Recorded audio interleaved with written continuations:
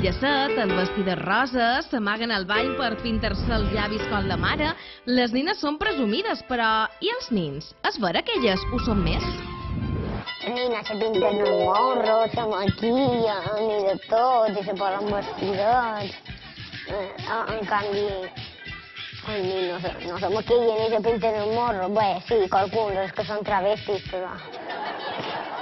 Els meus germans se posen els pells de punta i quan van a classe també. Avui se'ls han posat. Me pos una crema que fa olor-menta del meu papà, bueno, olor-menta, me la pos, després me pos gomina, me vestesc,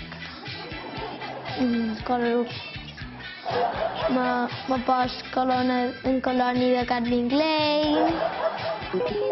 Hombre, els nins no se preocupen tant per com van vestits que les nines. Sí.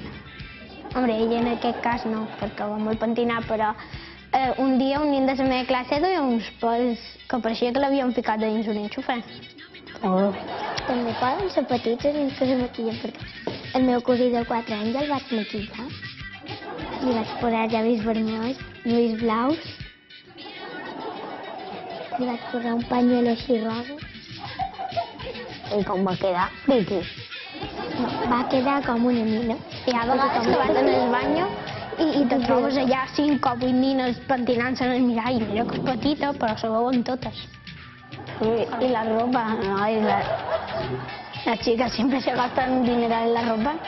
Y cuando lo ven los maridos, hombre, hay niños que también son muy presumidos. Ya, cuando lo ven los maridos, ¿qué me has hecho la tarjeta de crédito?